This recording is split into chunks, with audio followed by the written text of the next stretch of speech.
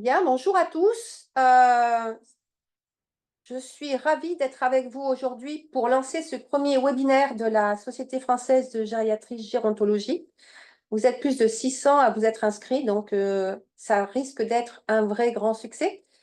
Ce webinaire a été rendu possible grâce à plusieurs personnes. Tout d'abord, l'aide logistique de Kit Group qui nous accompagne tout le long de cette organisation et je les remercie vraiment aujourd'hui de l'aide apportée. Grâce également au soutien des laboratoires Thermo Fisher qui depuis très longtemps défendent les bonnes pratiques d'utilisation de la procalcitonine et aujourd'hui vous saurez tout sur ce biomarqueur. Et puis grâce surtout à l'expertise de deux intervenants que nous avons sélectionnés, les meilleurs en fait. Et merci à tous deux d'avoir répondu présent. Alors, quelques éléments de déroulé avant que je vous les présente. Chacun de nos experts va présenter son regard, puisque nous sommes sur des regards croisés, sur l'utilisation pratico-pratique de la procalcitonine. Vous avez l'autorisation de poser toutes les questions dans le chat à tout moment de ce webinaire, sachant qu'après chacune des présentations, il y aura un temps de débat. Et ce temps de débat sera l'occasion pour vous de poser toutes les questions que vous n'osiez pas poser jusqu'à présent à nos deux experts. Alors, tout d'abord, je vais quand même vous présenter nos deux experts. Donc, le professeur Pierre-Emmanuel Charles et le professeur Gaëtan Gavazzi. Alors, ils ont des points communs quand même, je vais les donner. Ils se connaissent depuis très longtemps. Ils ont passé plusieurs mois en Suisse, si j'ai bien compris. Ils partagent leur passion sur la maladie, la spécialité des maladies infectieuses. L'un dirige la réanimation et s'est orienté vers la réanimation, l'autre vers la gériatrie, mais ils ont quand même un regard croisé extrêmement intéressant. Et tous deux, concernant la procalcitonine, ont fait de nombreuses recherches et ont participé à des travaux de recherche et de nombreuses publications. Donc, vous voyez que là, on est face à deux personnes qui vont être très intéressantes. Alors, je propose déjà que vous répondiez à une première question et puis je vais vous présenter avec plaisir le professeur Pierre-Emmanuel Charles.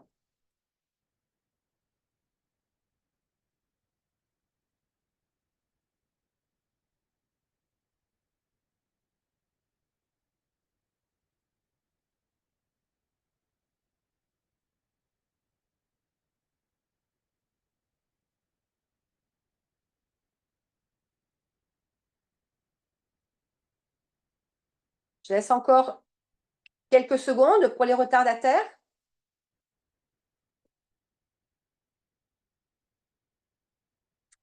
OK, donc on voit quand même dans les résultats que vous voyez en direct que finalement les avis sont plutôt partagés. Alors ça tombe bien, on va voir si on peut progresser sur ce sujet-là. Et donc je vais souhaiter la bienvenue au professeur Pierre-Emmanuel Charles qui va vous parler de la procalcitanine, pourquoi et comment l'utiliser dans la vraie vie avec le regard du réanimateur. Donc, il est professeur de réanimation au CHU de Dijon et il vous le dira lui-même, travaillé sur les critères de gravité des patients infectés et la gestion des antimicrobiens, dans lequel la procalcitonine a tout son rôle, et quelle est l'aide apportée par les biomarqueurs pour les différents travaux de recherche dans l'équipe et l'intérêt sur l'antibiothérapie. Voilà, donc Pierre-Emmanuel, je te laisse la parole et on est tous à ton écoute. Merci beaucoup. Merci beaucoup Sylvie, bonjour à toutes et à tous, merci d'être effectivement aussi nombreuses et nombreux ce jour pour partager au sujet de ce sujet qui est totalement d'actualité, même si ça fait longtemps que l'on parle de procalcitonine. Et j'avoue être un petit peu surpris par les résultats du sondage qui montrent qu'effectivement, il y a des gens ici qui ne sont pas forcément convaincus par son intérêt. Et justement, bah, c'est tout l'intérêt de pouvoir discuter avec vous aujourd'hui pour essayer de vous montrer que c'est un outil extrêmement pertinent et utile dans la vie de tous les jours lorsque on s'occupe de patients hospitalisés. Alors effectivement, je suis réanimateur, mais de formation interniste, et je pense que la réanimation ne diffère pas énormément, même s'il y a des aspects techniques qui nous sont spécifiques, de la vie de tous les jours dans un service de médecine. puisque on a des patients âgés, on a des patients comorbides qui font des problèmes infectieux. Donc vraiment des points communs avec ce que vous, gériatres, vous vivez dans votre pratique clinique. Alors je vais partager de suite ma présentation afin de vous la décrire en espérant qu'il n'y ait pas de soucis techniques. Je me mets présentation, en mode présentateur, pardon, et j'espère que tout est OK de votre côté, ce qui va me permettre de commencer.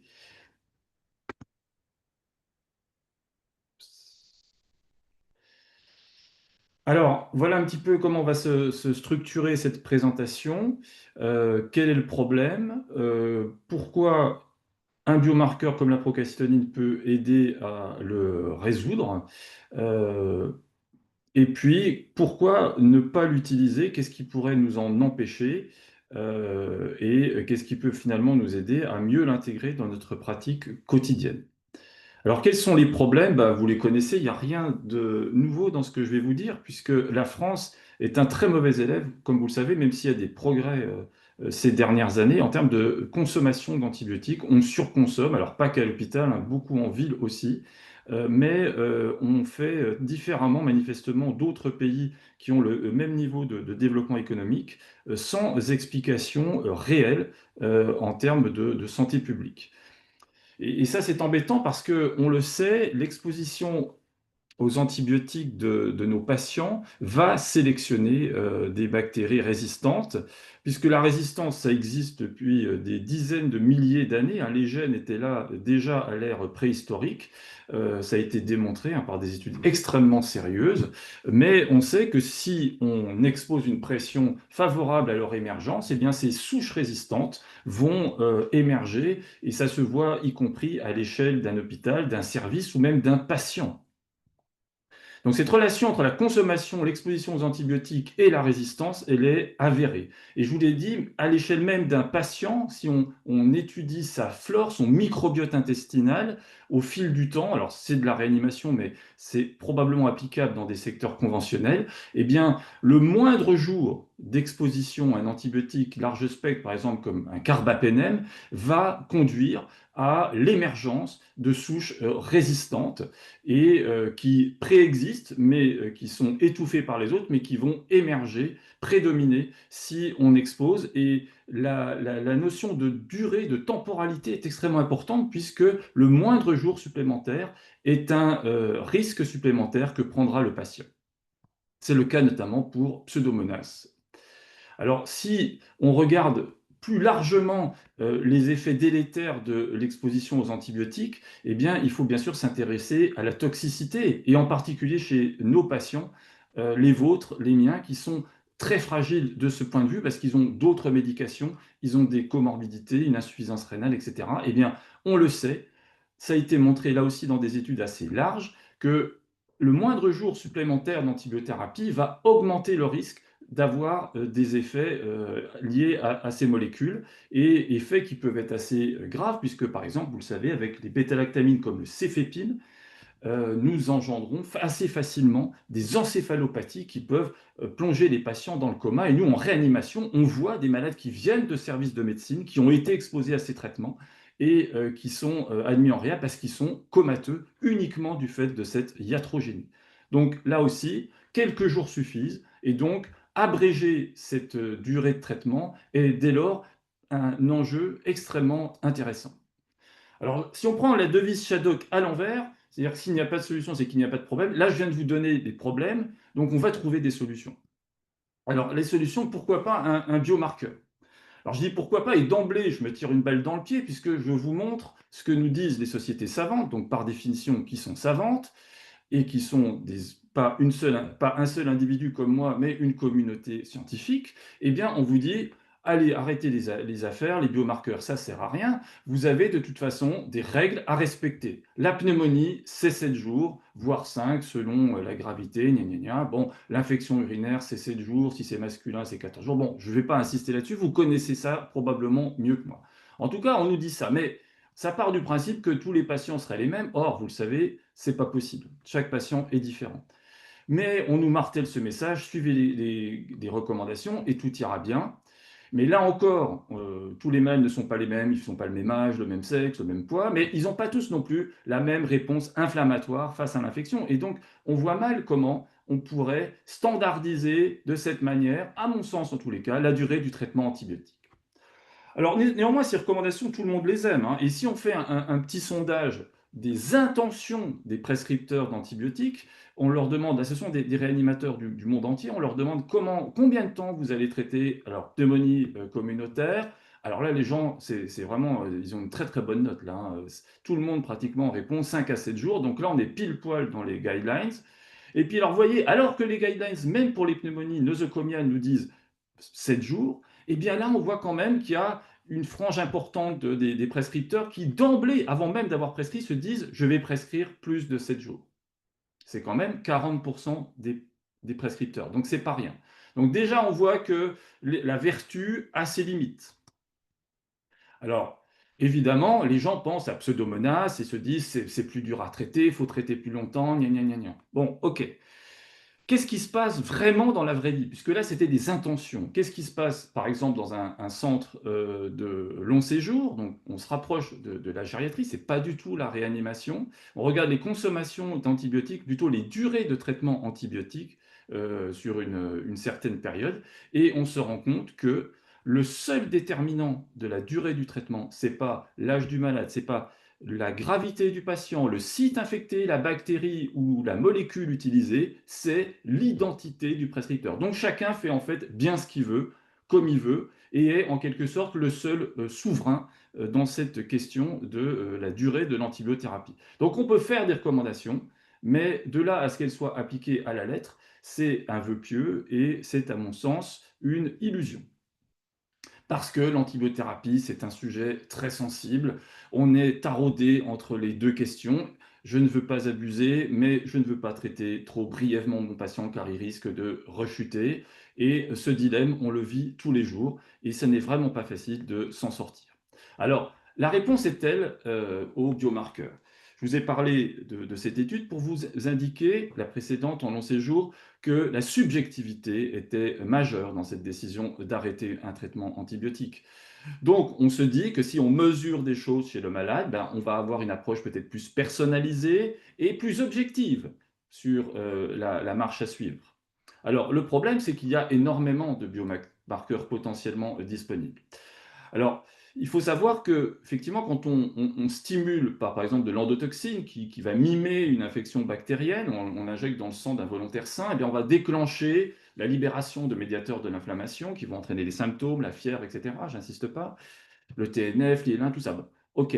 Et puis, quand on mesure la PCT, on voit que précocement, et c'est le biomarqueur disponible le plus précoce dans cette affaire, on la voit s'élever, et s'élever en plus durablement avec un plateau qui, théoriquement, nous permet de capter cette élévation, ce qui n'est pas le cas, par exemple, si on voulait doser le TNF, bien qu'il soit plus précoce. La CRP, vous voyez, elle arrive un petit peu après, donc elle est moins, la cinétique est beaucoup moins rapide. Alors, les gens ont comparé depuis longtemps, hein, c'était dans les années 90, les performances respectives de différents biomarqueurs, donc les cytokines, on en a parlé, c'est pas très discriminant vis-à-vis du sepsis par rapport à de l'inflammation qui ne serait pas d'origine infectieuse et a fortiori bactérienne. En revanche, on voit que la PCT montre une élévation différentielle selon qu'on considère le sepsis ou l'inflammation aseptique. Donc déjà, ça en fait quelque chose de très intéressant. Et de fait, il y a plein d'études là-dessus. Je vous en montre juste une sous la forme de cette courbe ROC. Vous voyez que la PCT, historiquement, est plus discriminante sur le diagnostic du sepsis que la CRP, par exemple, l'interleukine 6 ou encore le lactate.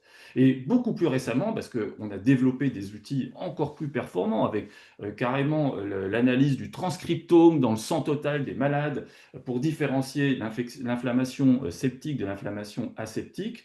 Et on voit que la PCT a le même niveau de performance que ces tests qui commencent à voir le jour, où on mesure finalement la réponse de l'hôte en termes de transcription de gènes de l'inflammation. Donc c'est un outil dont la pertinence a été démontrée il y a longtemps et qui se confirme encore aujourd'hui avec des outils beaucoup plus récents. Donc ça, c'est la valeur initiale lorsqu'on suspecte une infection chez le malade, mais il y a d'autres données très intéressantes qui montrent que selon la cinétique, donc ce qui suppose que vous mesuriez de façon itérative le biomarqueur dans le temps chez les malades infectés, eh bien on voit qu'il y a une corrélation entre la cinétique du marqueur dans le temps et le devenir du patient. Alors je vous montre les données historiques à gauche de la diapositive, et puis plus récemment, on a confirmé tout ça, qu'il y avait un lien entre la baisse de la PCT, qui était d'autant plus importante que le malade allait guérir de son infection et même survivre de son infection. Ce qui est quand même pas rien, c'est un facteur indépendant de survie à 90 jours dans cette étude par exemple. Alors ces données, elles sont très intéressantes, elles avaient déjà été observées historiquement, vous voyez, au tout début des années 90 dans cette publication Princeps sur le sujet, et on montre que la PCT diminue d'autant plus que le patient va survivre et que l'antibiothérapie donc est efficace, en l'occurrence ici adaptée aux germes isolés chez le patient. Donc ça c'est extrêmement important parce que ça nous montre qu'on va pouvoir suivre notre patient avec précision et objectivité dans le temps. Bien entendu, cela ne dispense absolument pas d'une analyse clinique qui est tout aussi quotidienne. Ça s'y associe pour probablement permettre d'affiner notre jugement, puisque le jugement clinique est subjectif, même s'il repose sur des critères qui ont l'air objectifs comme la température. Probablement que la fiabilité d'un biomarqueur est complémentaire et nécessaire à cette évaluation. En tout cas, qu'elle a une valeur ajoutée. Et est-ce que ça marche vraiment? Parce que là, tout ça, c'est très théorique. Eh bien, oui. Les études le montrent depuis longtemps, encore une fois, c'est les années 2000, avec les travaux notamment de nos collègues suisses, qui ont montré que chez les patients hospitalisés pour pneumonie aiguë communautaire, eh bien, le simple fait d'arrêter l'antibiothérapie sur la base de valeurs mesurées quotidiennement, selon un algorithme précis décidé au départ, eh bien, vous voyez que chez la moitié des patients, à partir de 4 jours de traitement, on était déjà capable d'arrêter l'antibiothérapie, ce qui n'était pas le cas chez les malades qui étaient suivis uniquement cliniquement. Ces études Princeps ont été suivies par des essais en réanimation qui ont été absolument démonstratifs, puisque vous avez historiquement l'étude Prorata menée en France, où on s'intéresse, alors certes à des valeurs seuil, mais surtout à des cinétiques. Si vous avez une décroissance d'au moins 80% de la procalcitonine, eh bien vous arrêtez l'antibiothérapie, ça marche. Ça permet de diminuer de presque 3 jours la durée de votre traitement par rapport au bras contrôle et de réduire l'exposition antibiotique de presque 25%, sans compromettre le devenir des malades en termes de mortalité en particulier. Il y a eu des études plus grandes encore avec exactement le même design qui ont montré dans un pays comme les Pays-Bas que cet algorithme non seulement réduisait la durée du traitement antibiotique, là encore dans des proportions de l'ordre de 2 jours, mais aussi pouvait peut-être améliorer la survie des malades. Le lien n'est pas clairement établi avec la diminution de l'exposition au traitement, mais néanmoins, ça montre que c'est sûr de pouvoir arrêter ce traitement plus tôt en suivant le biomarqueur qu'on ne l'aurait fait si on s'était basé uniquement, regardez sur les recommandations, puisque là, vous voyez que dans le groupe standard, les malades sont traités 7 jours. Et 7 jours, c'est la durée un petit peu standard en réa. Il y a des recos qui sont parus très récemment par le biais de la HAS et qui disent, voilà, le sepsis, c'est 7 jours de traitement. OK, mais pourquoi 7 jours pour tout le monde? Ben là, on peut faire moins, par exemple, et avec la même efficacité. Et puis, une étude plus récente qui porte sur des malades qui sont moins réanimatoires. J'aime bien la montrer parce que là, pour le coup, c'est une population qui vous parle, je pense, des malades plus âgés que dans les précédentes, puisqu'ils ont en moyenne, vous voyez, plus de 75 ans, donc on est vraiment dans la gériatrie. On applique un protocole standard, c'est des malades qui sont pratiquement tous en salle, hein, qui pour quelques-uns seulement ont des critères de choc, mais enfin ils ont un sepsis malgré tout. Et bien vous voyez qu'avec un algorithme comme celui que je vous ai montré précédemment, dans cette étude qui réunissait un nombre plutôt limité de malades, hein, puisqu'ils sont à peu près 130 dans chaque groupe, eh bien, on a réussi à diminuer, donc ça je vous montre là, excusez-moi, la faible proportion de chocs septiques et donc des malades que vous connaissez bien, dont la majorité ont des pyélonéphrite, pardon, eh bien on réduit là encore l'exposition aux antibiotiques de façon très significative. On est pratiquement pour 80% d'entre eux à 5 jours de traitement, donc on est en dessous de cette recommandation des 7 jours. On diminue beaucoup par rapport au groupe standard. 5 jours, ça paraît beaucoup, mais probablement que c'est une étude qui a été faite en Grèce où les pratiques sont probablement moins vertueuses déjà à la base que chez nous. Mais néanmoins, ça a un impact favorable sur le devenir du malade en termes de mortalité, et probablement parce qu'il y a moins d'effets sur, par exemple, le transit, si je puis dire, il y a moins de Clostridium difficile, il y a moins de toxicité rénale également de ces médicaments. Et si on prend comme critère composite tous ces effets secondaires poolés entre eux, eh bien, cette différence apparaît comme significative. Il y a un effet protecteur du guidage PCT, de l'interruption des traitements antibiotiques. Donc ça, c'est un corpus de données qui est quand même très favorable aux biomarqueurs. Et d'ailleurs, quand on réunit toutes ces études, et d'autres, bien sûr, je ne vous ai pas tout montré, eh bien, on peut faire des méta-analyses qui montrent toute la même chose, celle-là est la plus récente, qu'en termes de mortalité, on réduirait le taux de décès, donc c'est quand même important, en diminuant la durée d'antibiothérapie d'au moins, enfin d'à peu près 2 jours, hein, on va être simple, et de façon très consistante. Alors, ces méta-analyses regroupent uniquement les essais randomisés, donc on peut critiquer les essais randomisés, dire qu'ils ne reflètent pas la vraie vie, mais quand on fait, et il y a eu cette étude ProReal qui a été faite par les Suisses en vraie vie, dans plein de centres, français, européens et même américains, eh bien, on a vu que le grand nombre de patients inclus montrait que les gens qui étaient traités par antibiotiques selon l'algorithme PCT pour ce qui concerne sa durée et son introduction, eh bien, avaient moins d'effets secondaires liés aux antibiotiques pour un devenir tout à fait comparable. Et ça ne se dément absolument pas selon qu'on prend comme critère l'absence d'initiation ou l'interruption précoce. Donc ça, c'est des données extrêmement rassurantes, diminution de la durée en toute sûreté pour le malade. Plus récemment, parce que là, je vous ai parlé que de la PCT, je vous ai évoqué tout au début de ma présentation la CRP, qui est un marqueur beaucoup plus populaire parce qu'il est plus ancien et parce qu'il est réputé inodore, incolore, indolore, puisque ne coûtant pratiquement rien aux contribuables.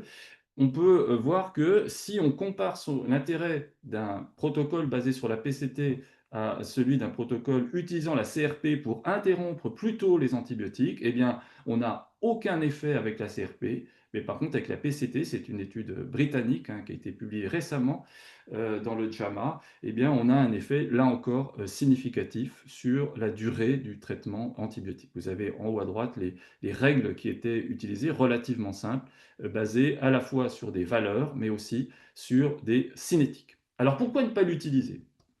De fait, tout le monde ne l'utilise pas, le sondage l'a montré, et quand on prend des données publiées ou qui ont essayé de répondre à la question de ce qui pouvait influencer le fait de croire à la PCT ou non finalement, eh bien on se rend compte que le pays joue un rôle important. Les Américains, par exemple, sont relativement réfractaires. Alors pourquoi? Parce qu'ils n'ont jamais fait d'études positives avec la PCT qui ait pu les convaincre, puisque ce qui vient d'Europe, et a fortiori maintenant, tout le monde le sait, ça n'est pas très crédible, pas très intéressant, c'est ringard, on va dire. Bon, ok. J'aurais tendance à penser le contraire. Également, quand vous prenez des centres où on a voulu mettre la PCT et on a testé en première intention son efficacité sur la durée du traitement antibiotique, des centres qui n'avaient pas l'expérience de son utilisation, ben, effectivement, ça marche moins bien. Les gens appliquent moins le protocole parce qu'ils en ont probablement peur, ou en tout cas, ils ne croient pas en son intérêt. Et puis aussi le type d'infection, vraisemblablement, on se dit qu'une pneumonie, il faut forcément traiter plus longtemps qu'une BPCO parce que c'est plus grave. Pourquoi pas? Mais en tout cas, c'est des critères qui sont retrouvés dans les études et qui sont probablement plus des croyances que des réalités. Alors, je vous ai parlé des Américains. Il y a cette étude américaine qui a voulu valider la PCT. Alors, ils s'y sont pris d'une manière assez surprenante, puisqu'ils ont inclus dans cette étude des malades qui n'avaient de toute façon pas lieu de recevoir des antibiotiques. Bon, ok. puisque c'est des gens qui ont des infections respiratoires essentiellement, des infections respiratoires qui ne sont pas graves, qui relèvent de la médecine générale, qui sont des bronchites pour la plupart, des pneumonies pas graves du tout, avec des valeurs de PCT, vous le voyez ici, à l'admission, à l'inclusion dans l'étude, qui sont de toute façon très basses. Donc on ne voit vraiment pas l'intérêt du protocole qui nous est proposé, puisque de toute façon on est en dessous des chiffres. Et ben, néanmoins, les malades vont recevoir des antibiotiques dans les deux groupes, et on va se féliciter parce qu'ils n'en reçoivent que 4 jours, alors que la plupart n'auraient pas dû en recevoir du tout. Mais c'est pas grave. Cette étude est souvent montrée pour dire, bah non, la PCT ne permet pas de réduire la durée de l'antibiothérapie. Bah évidemment, puisqu'il y a zéro compliance à l'algorithme. Il y a zéro compliance parce que les valeurs de PCT mesurées ne permettent même pas, en fait, de respecter ou d'appliquer l'algorithme. Et quand on interroge les cliniciens, mais pourquoi vous n'avez pas suivi l'algorithme? Ils vous disent, moi je sais que le malade a une infection bactérienne et qu'il doit recevoir des antibiotiques. Moi je sais que mon malade doit recevoir tel jour d'antibiotiques et que je ne vais même pas attendre, c'est écrit textuellement, je ne vais même pas attendre le résultat du dosage de la procalcitonine pour continuer mon antibiothérapie, ça ne m'intéresse pas. Donc cette étude-là est négative, mais elle montre surtout que les préjugés et l'absence d'adhésion au protocole fait que c'est un pléonasme, la procalcitoline ne peut pas être efficace dans ces situations. Quand on regarde les essais que je vous ai montrés précédemment, et en particulier l'essai hollandais, eh bien, on se rend compte que de toute façon, l'adhésion à cet algorithme PCT, il n'y a pas qu'aux États-Unis, même en Europe, eh bien, on voit qu'elle n'est pas majoritaire. Il y a même une majorité de cliniciens plutôt qui ne respectent pas l'algorithme. Alors, quand on leur demande pourquoi, eh bien, vous voyez que dans 60% des cas, ils ne savent pas en fait. Ils ne savent pas puisqu'ils ne sont pas en tout cas capables de le dire. C'est assez surprenant dans cette étude de constater que, encore une fois, c'est de l'arbitraire, c'est du préjugé qui fait que l'on va prolonger l'antibiothérapie malgré le protocole. Mais je vous parle d'une étude randomisée qui a eu lieu dans des hôpitaux hollandais, mais là, c'est dans le service où je travaille, on a fait la même chose, on a regardé, on faisait la PCT. Qui est-ce qui respectait? Ben, à peine plus de la moitié des praticiens et respecté vraiment. Alors que les valeurs de PCT étaient strictement les mêmes, il y avait des malades pour qui c'était respecté, d'autres non. Et chez les malades chez qui c'était respecté, eh bien, on avait des durées d'antibiotiques qui étaient significativement beaucoup plus courtes.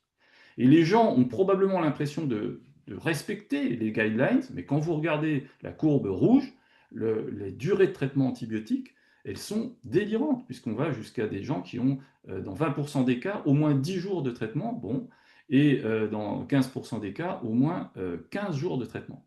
Et c'est quand même pas que des endocardites que l'on voit dans le service, hein, je peux vous le dire.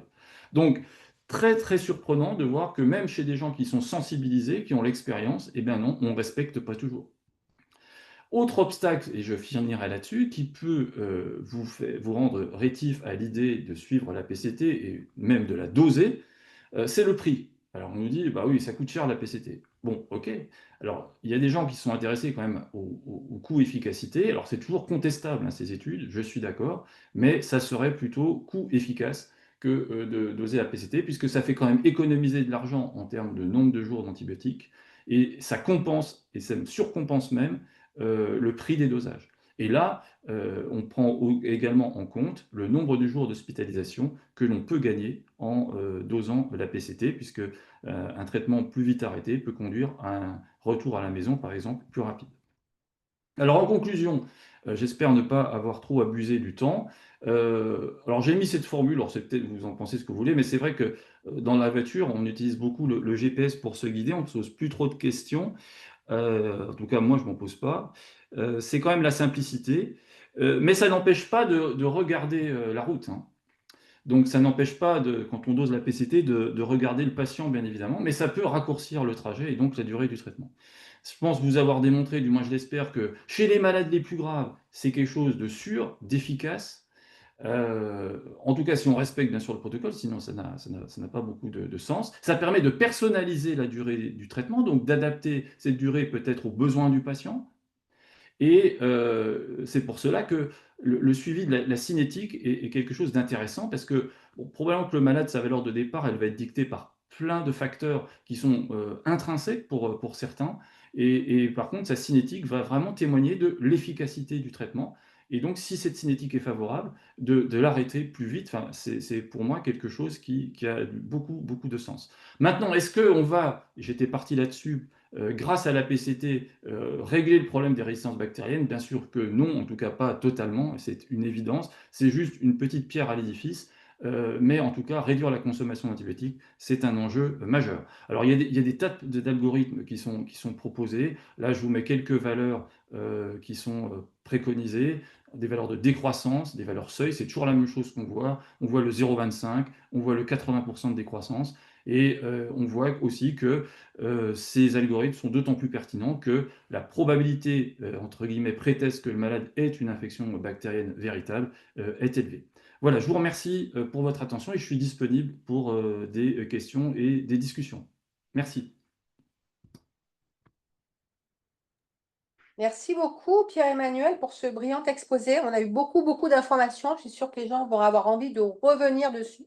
C'était très, très riche. Et du coup, on a un certain nombre de questions, donc je ne vais pas toutes les poser. Il y en a peut-être une, parce qu'après, on aura ce débat à la fin. Est-ce qu'une PCT négative en cas de syndrome inflammatoire élimine une bactériémie?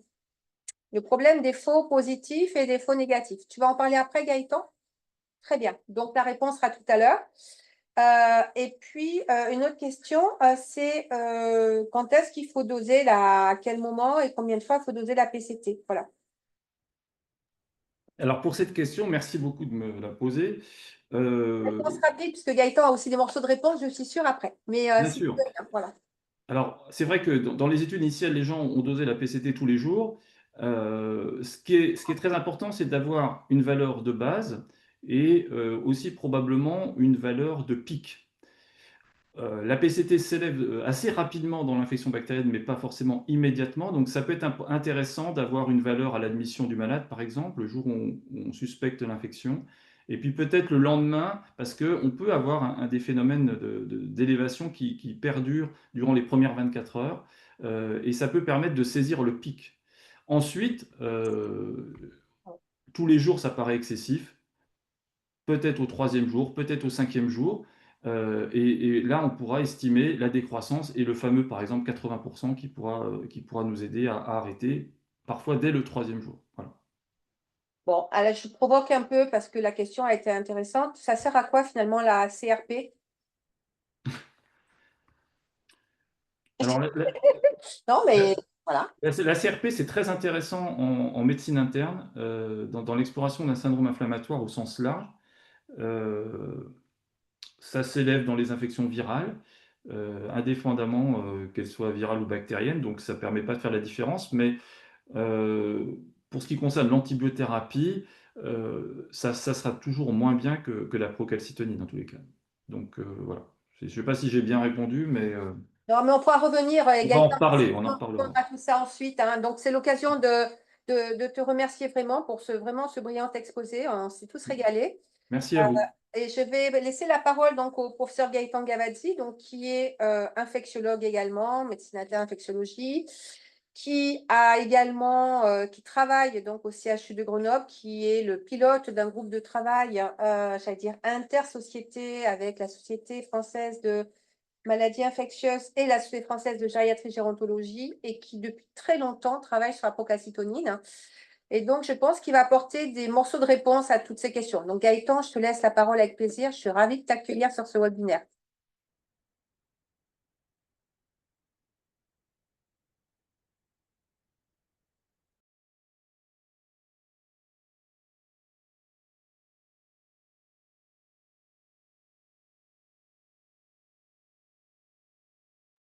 Il faut juste que tu enlèves ton micro parce qu'on ne t'entend pas pour l'instant. Merci. Hop, ça y est, c'est mieux. Merci beaucoup. Ah, Merci de l'introduction et je vais essayer de continuer un petit peu tout ça avec une vision gériatrique, mais elle a déjà été commencée. C'est toujours très agréable de passer après Pierre-Emmanuel parce qu'il trace, il fait la machine qui met les grandes questions devant. Et c'est vrai qu'on pourrait se dire, avec le vieillissement, il y a des choses qui changent, etc. Alors, premier élément de réponse, avec le vieillissement, en fait, de la même façon, produit pas de procalcitonin naturellement. Et donc, quelqu'un qui n'a pas de maladie, n'a pas de procalcitonin, ne produit pas. Ces cellules mésenchymateuses ne produisent pas de procalcitonin. Donc, c'est indosable. Hein, ça, c'est un truc vraiment à garder. Et quand on arrive aux urgences, vous verrez des papiers. Aux urgences, on trouve des choses. En fait, la procalcitonine chez le vieux, non, en fait, c'est parce qu'il se passe quelque chose, parce qu'on ne va pas aux urgences quand on n'est pas malade. Et donc, il y a des petites choses qui se passent. Il y a eu des questions sur les faux positifs, on pourrait y revenir tout à l'heure. Donc, moi, je vais essayer de parler des éléments qui sont connus spécifiquement autour de l'utilisation de la procalcitonine chez le sujet âgé, avec différentes variations, on va dire, et puis sur une stratégie d'implémentation en vous montrant un exemple, un petit peu comme a fait Pierre-Emmanuel dans son service, en étant étonné que finalement on ne l'utilise pas forcément bien. Donc voilà, l'usage, elle a été utilisée comme une aide à la décision pour une meilleure gestion des antibiotiques. Il faut le penser comme ça, d'accord? Avec l'idée qu'il faut savoir regarder le malade. Et à titre diagnostique, il ne faut jamais oublier quelque chose, quel que soit le biomarqueur, c'est, puisque Pierre-Emmanuel vous a montré qu'il y avait une cinétique, ce n'est pas du tout la même chose de prendre en charge un patient qui a 3 jours d'évolution qu'un patient, et donc souvent c'est ce qui se passe quand ils arrivent aux urgences ou dans vos services, ou une pathologie nosocomiale qui débute là maintenant devant votre nez. Et donc, on ne peut pas utiliser le biomarqueur de la même façon, mais ça, on y reviendra éventuellement. C'est juste pour faire des petits éléments par rapport à quand est-ce qu'on le dose ou quand est-ce qu'on ne le dose pas, on verra. Donc, il a été utilisé avec des évidences pour son rôle dans les infections pulmonaires, urinaires et bactériémiques, à titre diagnostique, à titre pronostic et pour individualiser la durée d'antibiothérapie comme ça a été. Non. Et donc, je vais tracer un petit peu tout ça, puis après, on va passer à l'implémentation. Alors moi, sur la catégorie initiée, l'antibiothérapie, je ne suis pas un grand fervent de ça. Néanmoins, il y a des recommandations internationales, pas les recommandations françaises, qui disent que quand vous arrivez aux urgences et vous avez une suspicion d'infection respiratoire et que vous voulez l'admettre à l'hôpital, ben, vous auriez intérêt éventuellement à utiliser la procalcitonine pour savoir s'il va falloir initier ou pas l'antibiothérapie. Par contre, il ne faut peut-être pas le faire quand les gens ils ont en plus une insuffisance cardiaque grave, qu'ils ont seulement le critère fièvre. C'est-à-dire que si pour faire la différence entre une fièvre infectieuse et une fièvre virale, une fièvre bactérienne, une fièvre inflammatoire, etc., devant la fièvre, c'est bizarre. Mais quand vous suspectez une infection respiratoire, donc vous avez une localisation, hein, la définition du sepsis, c'est une infection localisée avec un impact sur un des organes. Eh bien, là, vous avez intérêt. C'est tellement vrai qu'au niveau international, on a même catégorisé, et donc c'est l'équipe de Marc Falcon en Italie, avec qui je travaillais aussi, disait un groupe d'experts, hein, c'est un avis d'experts, disait bah, si c'est sévère, c'est un peu ce qu'a dit Pierre-Emmanuel, on utilise le seuil de 0,5, et puis si c'est pas sévère, on utilise le 0,25. Euh, Vous verrez qu'on peut discuter de tout ça. Quoi qu'il en soit, si c'est inférieur à ces zones-là, eh bien, on a plutôt intérêt à ne pas mettre d'antibiothérapie. D'accord? Alors, initié en fonction de la PCT avec une bactériémie. Alors, il y a à peu près donc une méta-analyse qui est déjà assez ancienne, mais qui a montré ça chez le sujet non âgé, qui disait que, et c'est ça qui intéresse, hein, ni la sensibilité ni la spécificité, ce qui nous intéresse, nous, c'est la valeur prédictive négative ou positive d'un biomarqueur. Et ben, en fait, la PCT a les mêmes performances que les dédimères dans l'embolie pulmonaire pour prédire ou ne pas prédire la bactériémie, à savoir une valeur prédictive négative de plus de 95% quand le seuil de PCT est inférieur à 0,5. Là, on pourrait imaginer l'utiliser d'une certaine façon. Et du coup, nous, on a regardé et on a fait une étude dans le même sens qui a trouvé exactement la même chose. Alors, ça, c'est des études rétrospectives. On n'a pas encore fait l'étude prospective qui devrait répondre à la question, et pourtant, c'est comme ça qu'on l'utilise déjà. Si on a un diagnostic dans un sepsis sans porte d'entrée et qu'on hésite à mettre en route une antibiothérapie, eh bien, si vous dosez une PCT qui est inférieure à 0,5, vous avez 95% de risque de ne pas avoir de bactériémie, pardon, c'est l'inverse, c'est de ne pas avoir de bactériémie. Donc, extrêmement rassurant pour les 20%, 25% de sepsis qui sont sans port d'entrée et qui sont bactériémiques. Donc, on a cet élément-là. On a beaucoup de bactériémie primaire chez le sujet âgé. PCT et pronostic. Alors, PCT et pronostic, ça a déjà été un peu dit, mais là, c'est assez intéressant et ça reprend un petit peu les données de Pierre-Emmanuel. Euh, ben, quand on n'en a qu'une, c'est pas super efficace. Mais par contre, pour dire si les gens, hein, vous avez un risque pratiquement 3 fois plus dans plus de 13 études positives sur 16 euh, de décéder euh, quand vous avez une procalcitonine qui ne diminue pas rapidement dans les 2 à 7 jours. Donc, on voit bien qu'il y a quelque chose qui est vraiment, vraiment important et qu'elle a une vraie valeur. Qu'en est-il maintenant dans la limitation de la durée? Est-ce qu'on peut faire? Alors, ça a déjà été mis. On avait des algorithmes hors réanimation et en réanimation. Il vous a été très bien montré par Pierre-Emmanuel avec des efficacités assez impressionnantes, des diminutions, hein. Quand on part là-dedans, on est à la fois avec une vision individuelle qui est de dire il faut diminuer le poids, le poids antibiotique pour chacun des individus, individualiser enfin l'antibiothérapie, on ne se ressemble pas. Une pneumonie, une infection urinaire entre Pierre-Emmanuel, Sylvie et moi, même si on l'a en même temps, on n'est pas les mêmes hôtes. Et donc, on va réagir d'une autre façon. L'antibiothérapie n'est là que pour aider à se sortir d'une mauvaise passe. Je veux peut-être vous rappeler que avant l'ère des antibiotiques, à peu près une pneumonie bactériémique à pneumocoque sur 2 survivait. Ça, c'est les données de William Osler dans les années 30 qui montraient qu'avant l'ère des antibiotiques, il y avait des gens qui survivaient. Alors, c'était des héros, mais ils survivaient. Donc, l'antibiothérapie ne faisait que améliorer le pronostic, et c'est tout ce qu'on a envie. Maintenant, améliorer le pronostic, c'est la pertinence, et c'est pas avoir d'effets indésirables. Ça a bien été montré par Pierre Badel aussi. C'est-à-dire que quand on met des antibiotiques, il ne faut pas oublier qu'on prend un risque.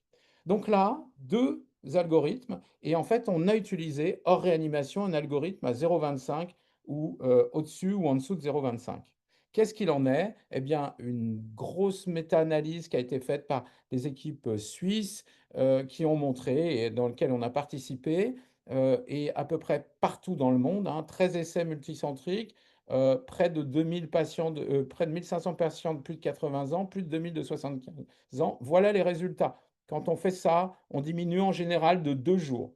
Alors de 2 jours, toute population. Ce n'est pas ce qu'on appelle per protocole. Ça veut dire qu'il y a plein de gens qui étaient dans le groupe utilisation de la PCT, mais le clinicien, comme vous disait Pierre-Emmanuel tout à l'heure, ben, il hésite un petit peu et même s'il était dans le groupe PCT, il n'utilisait pas la PCT pour arrêter les antibiotiques. Donc vraiment une espèce de vie réelle qui montre que quel que soit l'âge, on a un bénéfice.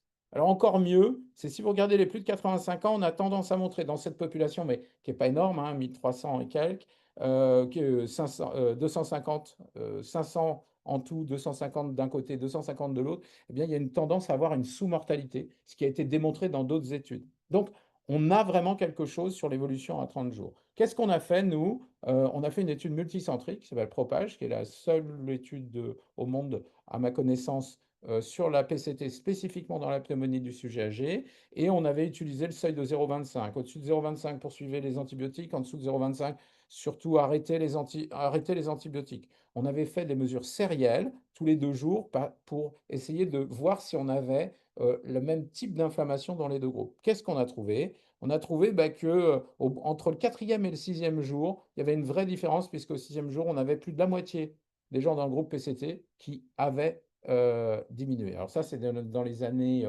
2017, 18, etc. Donc on n'avait pas encore les recommandations à 7 jours, on avait les recommandations à 10 jours.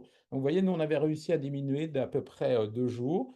Et quand on regardait en vrai le pourcentage de gens qui avaient eu moins de 6 jours, eh ben, 50% avaient eu moins de 6 jours. Je ne peux pas vous dire exactement la quantité, l'interquartile, mais je pourrais vous le redonner plus tard.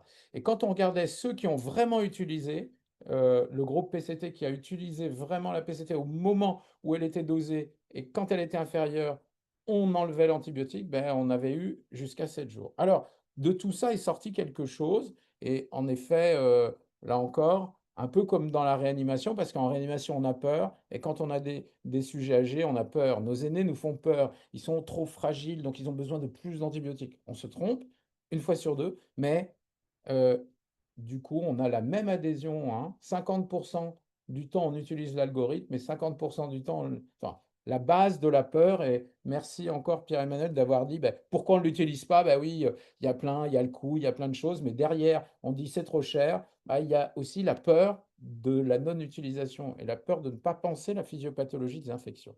Alors, je vous mets ça parce qu'il y a eu quand même un essai randomisé dans l'infection urinaire, moi qui m'a permis de l'utiliser aussi dans l'infection urinaire au quotidien. Alors, ce n'est pas un âge canonique, mais qui a montré aussi dans des infections urinaires, une étude randomisée chez des sujets âgés de plus de 73 ans en moyenne, mais des très vieux aussi, ben, qui ont été traités en ambulatoire et il y a eu un bénéfice, que ce soit en intention traitée ou en pair protocole, avec une diminution de la durée de l'antibiothérapie de plus de 3 jours. Donc quand on regarde tout ça, on se dit, bah, il n'y a plus qu'à le faire. Alors nous, on a fait la même étude que Pierre-Emmanuel pour voir que il y a quelques années, ben, en fait, plus de trois quarts du temps, on l'utilisait mal. Alors, on a dit, ben, on va faire comme une EPP. Et grâce à des pharmaciens avec qui on travaille, on a dit, on va monter, et je pense que ça peut être une des façons d'implémenter l'utilisation pertinente de l'antibiothérapie, c'est le thème, et sous une forme d'EPP, travailler sur la durée de l'antibiothérapie. Est-ce que je peux mesurer ma pratique? Ben oui, il faut avoir un paramètre d'évaluation. Ben là, c'était facile. C'est le dosage de la PCT. Est-ce que je le fais bien? Deuxième paramètre, est-ce que la durée d'antibiothérapie est diminuée quand on utilise la PCT? À qui je m'adresse? Ben là, je vais vous le dire, c'était les praticiens et les internes.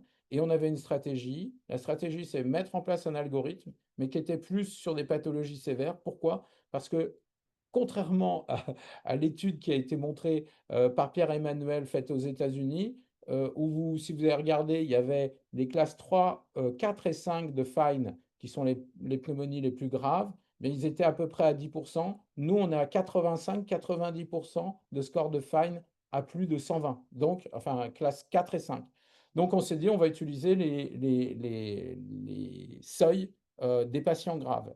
Et cet algorithme a été présenté aux internes, aux praticiens, information, support et un calendrier avec tous les mois une réunion spécifique là-dessus.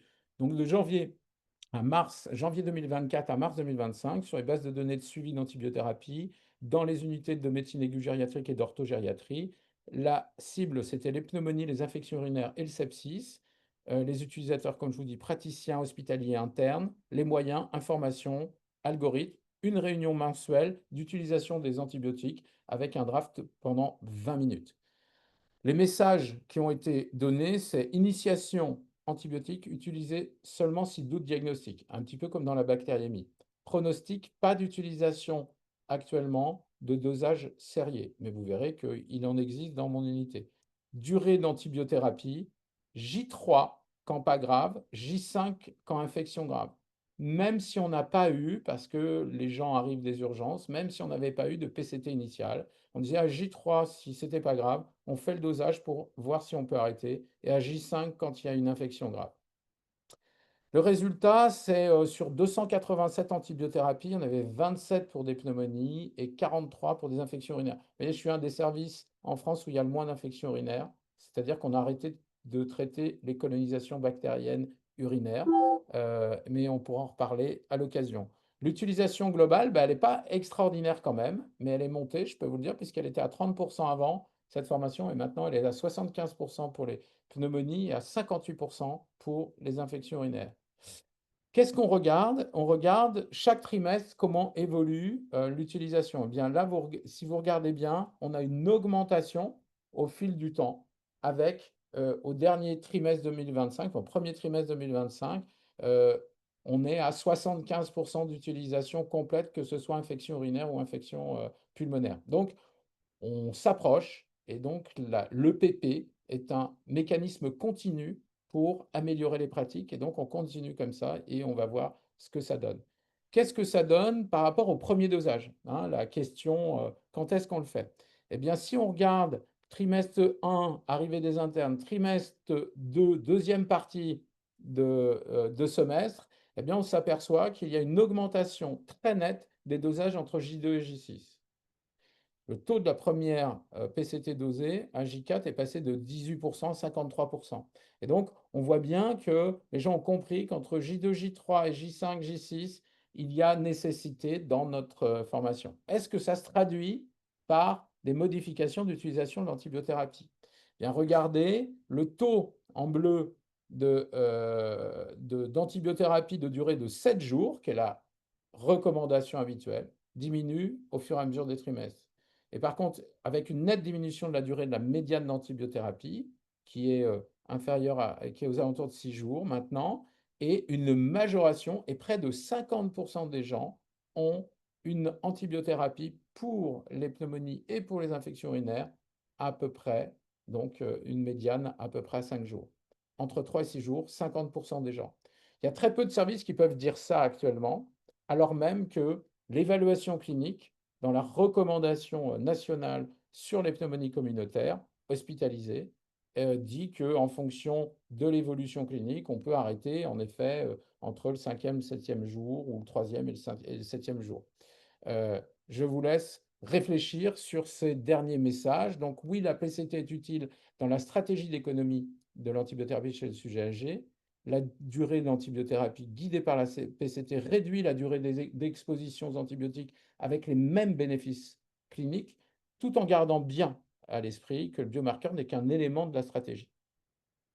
La stratégie d'implémentation, c'est de le faire sur un type EPP et elle permet, au fur et à mesure du temps, mais c'est une EPP chronique, d'utiliser de façon plus efficace l'antibiothérapie en individualisant les durées.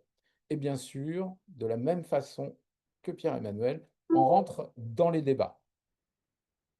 Avant de vous dire ça, si vous voulez avoir des données complémentaires, vous pourrez noter, et on vous le fera passer, qu'il y a dans quelques temps, au mois de juin, alors c'est en anglais, mais quelque chose spécifiquement autour du sepsis et l'utilisation des biomarqueurs. Ce sera au-delà de la procalcitonie, mais vous aurez d'autres réponses certainement, en tous les cas des réponses complémentaires. Je vous remercie et on reste à votre disposition pour démarrer la discussion. Eh ben, merci beaucoup. Là encore, une brillante présentation et qui en fait a répondu à un certain nombre de questions. Donc voilà, c'était bien que vous posiez vos questions parce que vous avez eu des réponses en direct et en live. Peut-être deux ou trois petites questions avec des réponses courtes si vous voulez bien, que j'ai glanées, mais on peut en avoir d'autres. La première, c'est est-ce qu'il y a des médicaments qui peuvent fausser les résultats de la PCT? Est-ce qu'il peut y avoir des interactions? Des réponses courtes et tout ça. À ma connaissance, non. Je ne sais pas en réa. Alors, il y a quand même les corticoïdes quand même peuvent un petit peu abraser l'élévation de la PCT. Il y a eu quelques travaux relativement anciens qui ont chez des volontaires sains qui ont montré ça. Bon, mais a priori, il n'y a pas vraiment Mais sinon, d'interaction. non. Non. Euh, Est-ce que l'insuffisance rénale chronique peut modifier les taux de PCT? Je sais pas si Alors, tu... Vas-y. pardon Gaëtan, non mais c'est sûr qu'il y a une élimination rénale, il y a probablement un retard à l'élimination de la PCT et des cinétiques qui sont peut-être ralentis là pour le coup chez les malades qui ont une insuffisance rénale. Je ne sais pas quel est le point de vue de Gaëtan, mais moi c'est ce que j'ai vu dans la littérature. Alors, je voudrais faire un point, moi, par rapport à la CRP, puisque une des grandes manies de tout le monde, c'est d'utiliser la CRP de façon sérielle. Moi, j'ai dans mon unité, pendant des années, sur une dizaine de jours, 5 à 7 CRP. 5 à 7 CRP. Comme la question de la CRP a été posée tout à l'heure, la CRP est extrêmement intéressante pour savoir s'il y a un syndrome inflammatoire de base. Si vous suspectez un sepsis au départ et vous voulez éliminer une bactériémie, etc., la PCT est plus intéressante. Par contre, si vous êtes dans un arbre diagnostique beaucoup plus large, avec une idée diagnostique qui est sur plein d'autres pathologies inflammatoires, il faut d'abord utiliser la CRP. Par contre, vous ne pouvez pas l'utiliser.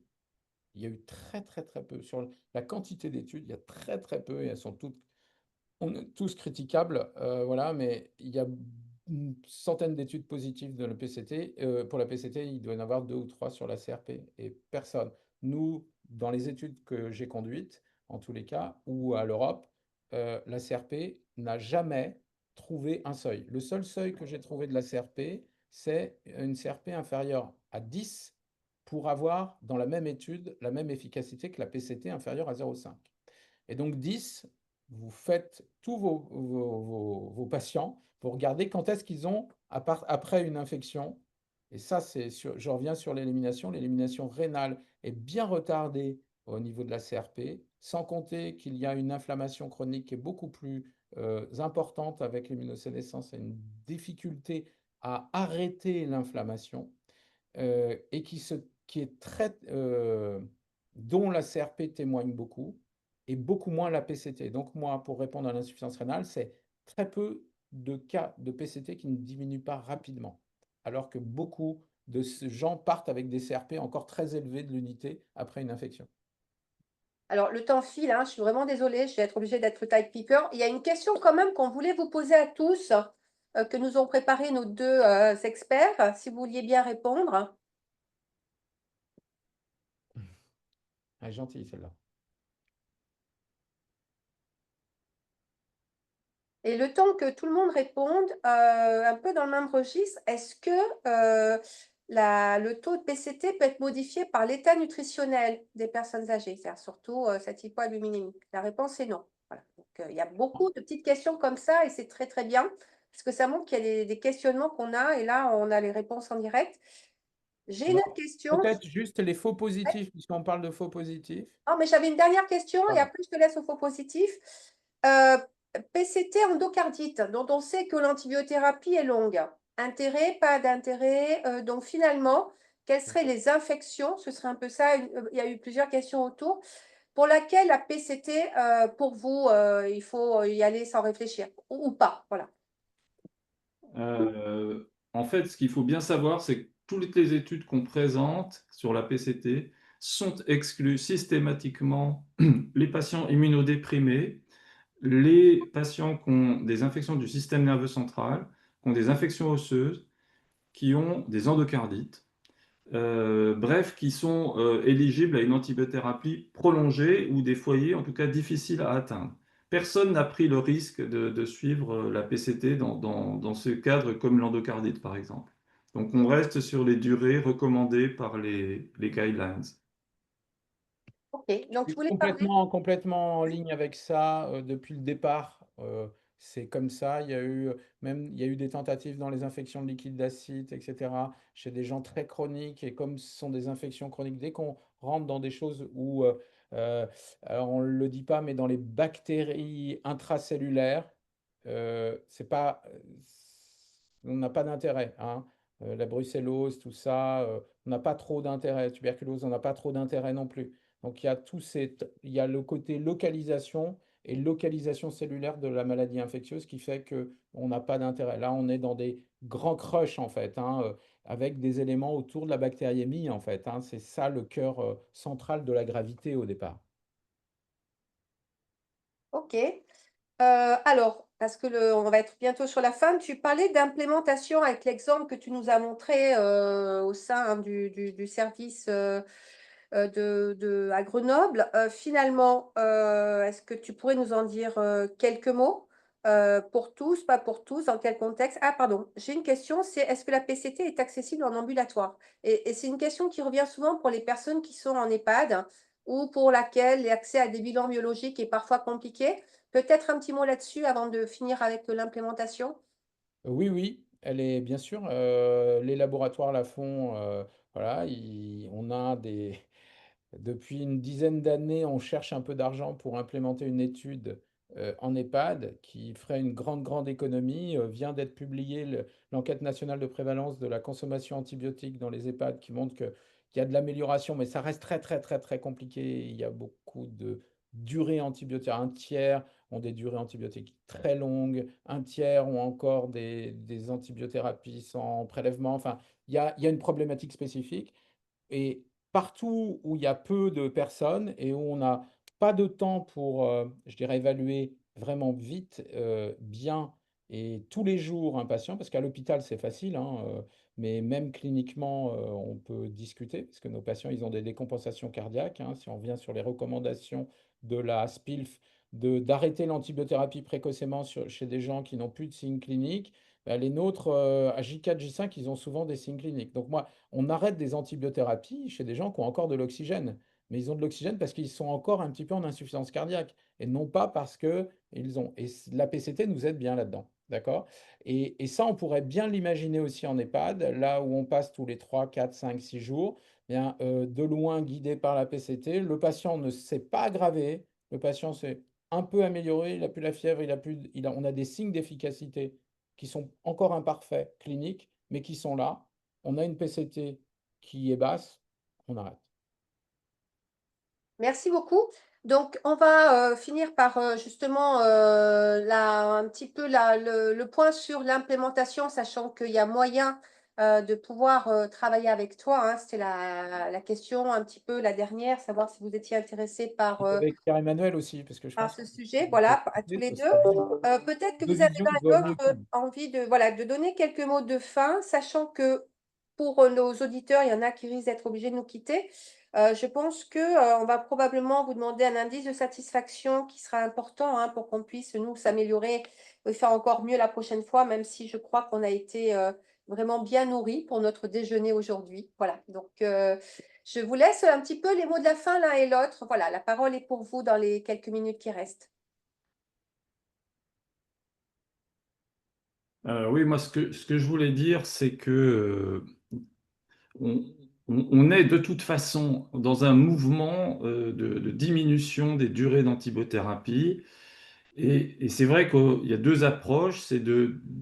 Une qui est assez arbitraire et je trouve brutale de dire, voilà, vous traitez 3 jours, vous traitez 5 jours, vous traitez 20, et qui fait fi de cette personnalisation de la prise en charge qui est pourtant dans l'air du temps, puisque on développe des tests, des moyens de surveiller les malades de plus en plus précis pour analyser notamment leur réponse à l'infection. J'en ai parlé tout à l'heure.